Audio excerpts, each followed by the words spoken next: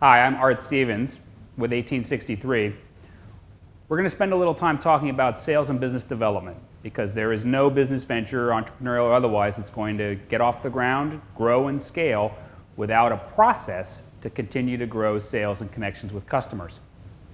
Through time, sales has changed dramatically from a focus of individual competition almost or conquest to a relational experience between customers and providers. And our expectations of the sales process have changed. In the past, the line between where marketing started and stopped and sales started and stopped was pretty fixed and has become blurrier and blurrier. The marketing process is taking more and more of the traditional sales cycle through time. But sales is still crucially important to growing your business. So we want to focus on how you're attracting and keeping customers and what process you have in place to grow to the next level. Because many of the tactics and approaches that get you from one level to the next change as you grow and scale. It's important as an entrepreneur you're constantly changing and rolling with the punches.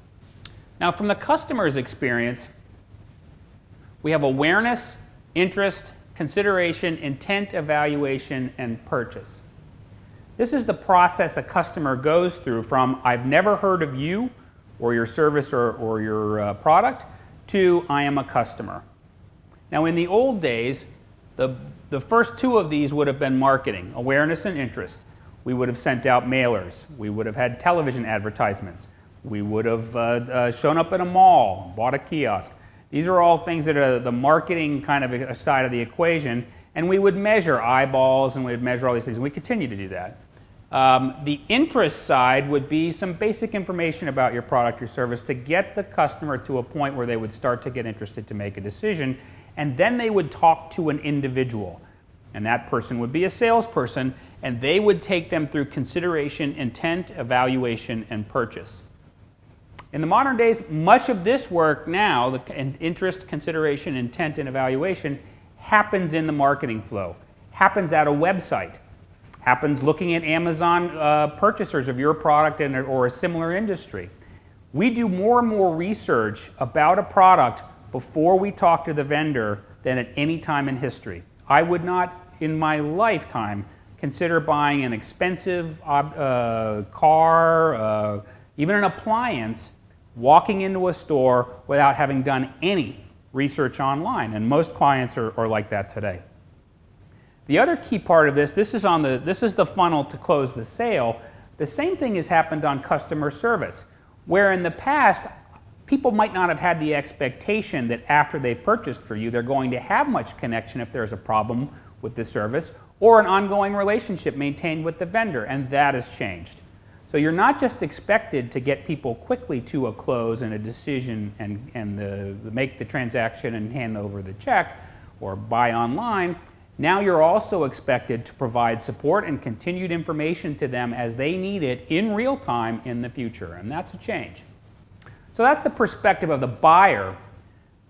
But to create that experience for the buyer, you have to have services and systems in place to predict what they're going to need next and deliver it.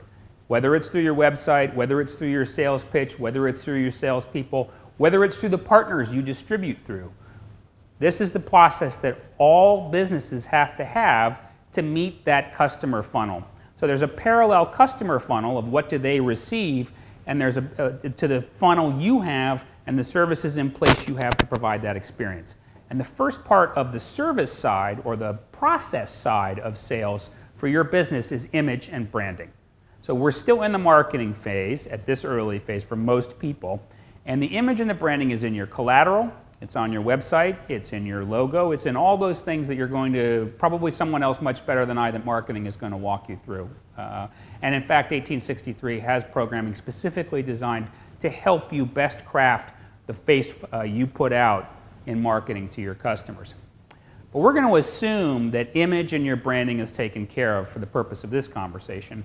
The next phase is lead generation. Now, lead generation is still a function of how do we get people to know about you specifically? And whether that's online, much more of that has gone into the marketing realm. It's in the either earned media or unearned media. It's in creating your own user groups on Facebook It's in reaching out through Google AdWords. It's all these other strategies to start getting people to take specific action to learn more about you. That's the lead generation phase. Still very much in marketing.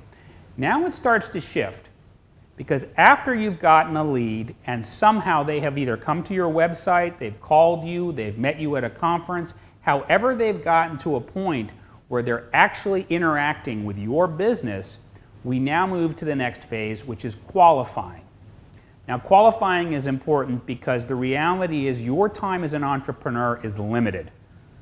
It's the only thing that's limited. Your future is unlimited, and there's a bunch of money out there, I'm sure, and there's people, and everything's unlimited, but the one thing that's limited is your time. And qualifying for an entrepreneur is crucially important in the sales activity, because you don't want to waste time with buyers who are either not genuinely interested in moving forward with your purchase, or who are not good a fit and are going to maybe be interested but aren't going to be a good or profitable match for your for your company long term. So the qualifying part comes down to making sure the individual walks through a funnel, and that is, do they have the need for whatever the overlying service is? Do they have the need in the method that you are providing? So basically, you're going to walk everyone through a funnel of, do you have a need for what I do? Do you have a need for how I do it? The third step is going to be in the vendor. So we've gotten, yes, I have a need. Yes, I want to fill that need with this product or service. Then my questions are going to be about you and your ability to deliver on that. And finally, why now? From qualifying this lead, we're only probably going to work through the first one or two of those. Working through the next two of those works through the next steps of the sales cycle. So we move from qualifying, do they really have a need for this product or service, and then do they have the capacity to pay for it? Those are the two questions we're answering qualifying. Now we're moving on to making presentations. Ultimately, if you're going to purchase a product, I need to get your sales pitch. I need to know that this is how you're going to do business, this is how we're going to relate, and I'm going to have questions about your pitch that will determine the value to me of the product or service you provide. So we've moved now through the image, lead generation, qualifying. And now we start to shift over, and it changes for every different product and service, from a marketing lens to a sales lens. Because ultimately, the closing of a sale happens when I, as the buyer, have answered the question, do I want this service? Yes. Do I want this method? Yes. Do I want this vendor? Yes. Do I want to start now? Yes. So that's the process we're walking people through, those 4 questions. So making presentations starts to challenge that funnel. Products that aren't as differentiated, it might be more of an impulse buy. Do you want a cupcake? Right? This process gets obviously very shorter when we're talking about these kind of relatively simple, undifferentiated products. But the more complicated the product, the more of this question and answer part of the conversation is going to be necessary. If I agree that I have the need, but I don't agree with the method, then if we start talking about price, which is often where this gets surfaced, we've lost the customer. We've lost this issue. And the reason for this flow, need, method, vendor, why me and my specific skills to provide this training and weekly follow-up to you, and why now, what we're going to find is when we're making our presentation, we are going to surface objections. Now, resolving objections is key to completing the sales process, and we've all done this as a customer and as a salesperson or as a business person. We understand that, well, I don't know if that's what I want, or I'm not sure, this seems like a lot of money. A lot of objections are testing our various basic questions on the answers to these questions. Do I really need this? Do I really need this method? Can I really trust this vendor? And is this the time? Or is there another alternative, or is something else happening that makes now challenging? So we've moved in your presentation. A good presentation walks people through why this is a benefit. Well, and your website will start with facts. Millions of people are living shorter lives because they're not in shape. whatever your various fact set is as to why your market exists should lead this in the most general sense, because people are going to walk through that pitch. In the method, I have found this is where you start to get the data. And this, if your sales presentation, ideally, depending on your product or service, should start to get interactive here, because this is going to be where you say, what do you do now? How do you stay fit now? What's the current method you have?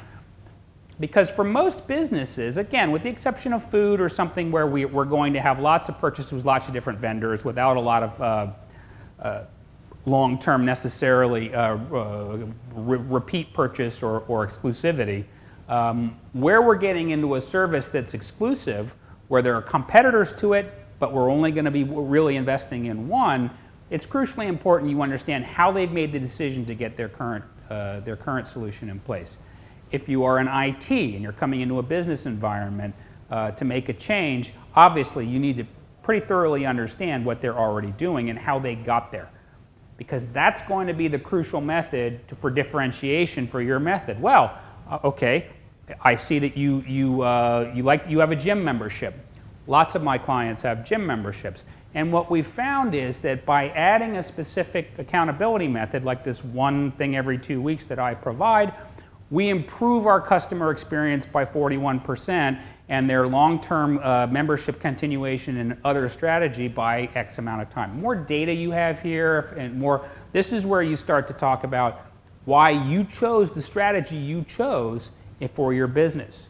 And this is where part of you can start to come out. This is why I get excited, Mr. or Mrs. Client, in dealing with people who are in your situation, because I get to see what they're doing now, which is failing, and watch it turn into success.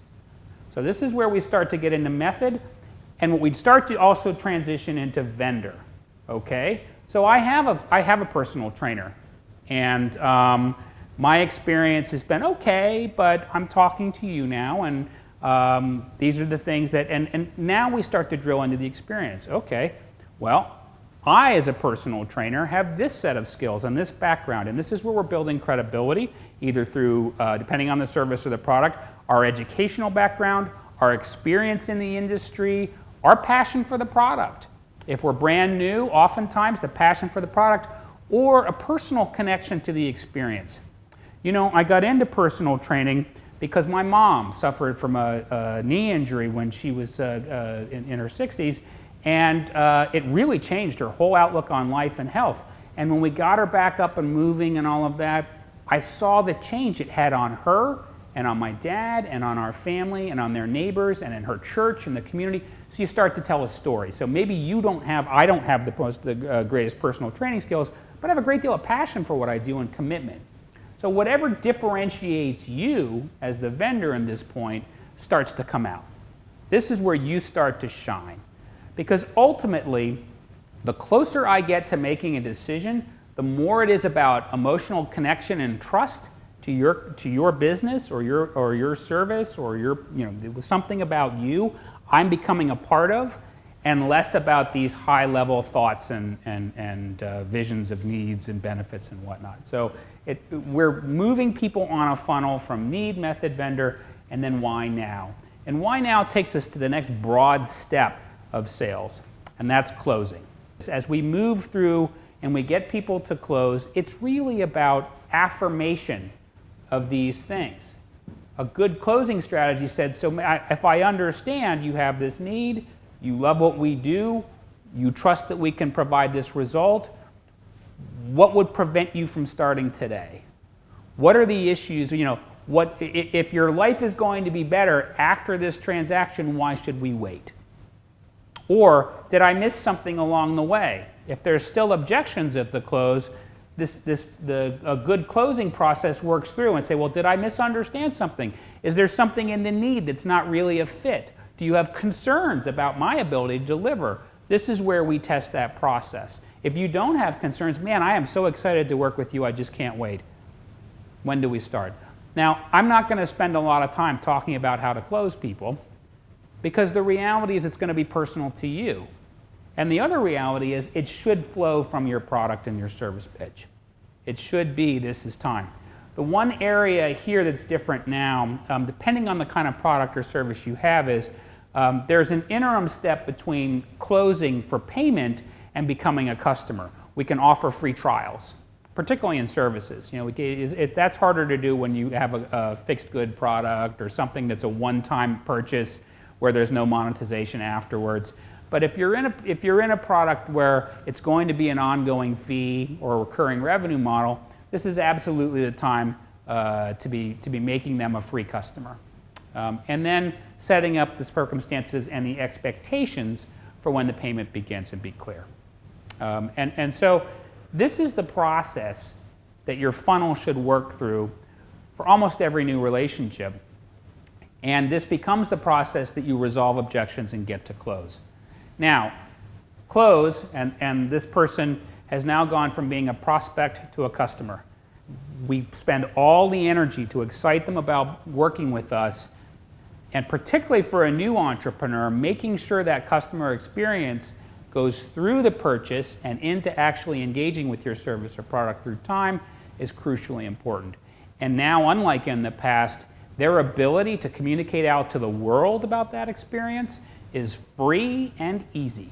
So the next 3 steps after we go through the close of the sale are all about the experience as a customer, no longer as a prospect.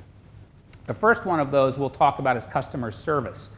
Customer service is specific to the use of your product or service.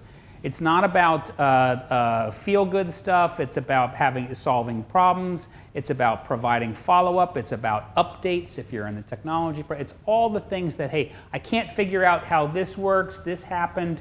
It's all the communication between you and your customers directly related to being a customer.